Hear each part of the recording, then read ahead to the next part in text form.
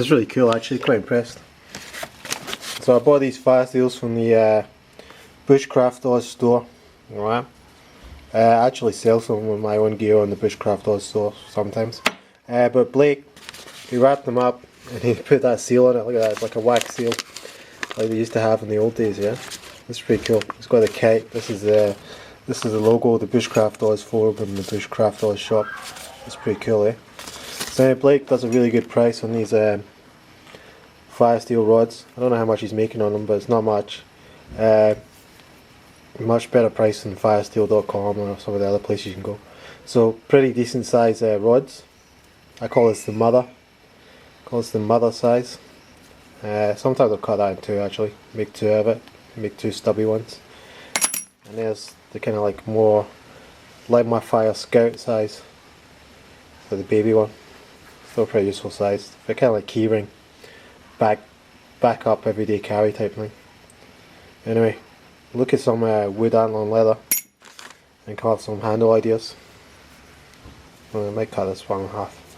Anyway, have a look at the wood, antler and leather. Start thinking about it. Through the antler pile. Got some nice antler.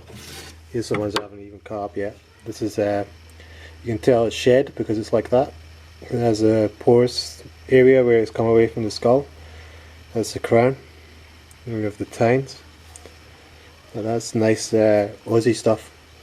Aussie red deer, I believe. It's obviously been it's actually quite nice when it's shed and it's been weathered. Quite like that. What else? Here's another one. This looks like it's been hunted because it's been cut. See with the crown, it's been cut. So it's probably a hunted deer. It's white tail. It's very common in the States. Quite a nice antler though. What's this one here?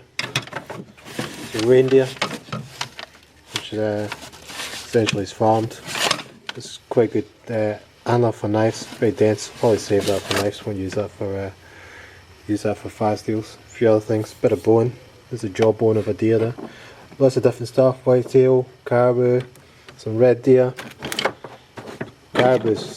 Some of the caribou I've got is nice. Very red. Anyway, no shortage of handle materials. More stuff down here. I'll go through this, pick out some nice pieces of antler. Alright, just going to glue these Firesteels together, alright? So, small one, kind of like your everyday keyring size, back up. Alright, that's a wood called Mali, Aussie wood. Alright. This one, this larger one, these larger rods has been cut in half, made into a stubby. Alright, and that's curly birch. I call that my curly stubby. This one another stubby. It's white tail antler. I'm going to call it my stubby hook Firesteel. Alright. This one, obviously big larger size. Okay. This is really see if I can get a good shot of it. It's a really nice antler. This elk. So I'm going to call them my elegant elk. Alright. Of course, get a lanyards to put on these and strikers, and some of them will have decorative bones and stuff on them. So this one's my furry Firesteel. Okay. So that's the part of a deer leg. You know, I've done this before. It's a little bit freaky. Some people either love it or some people either really hate it. But a bit different. Okay. The last one's kangaroo bone. Alright. Piece of weathered kangaroo bone.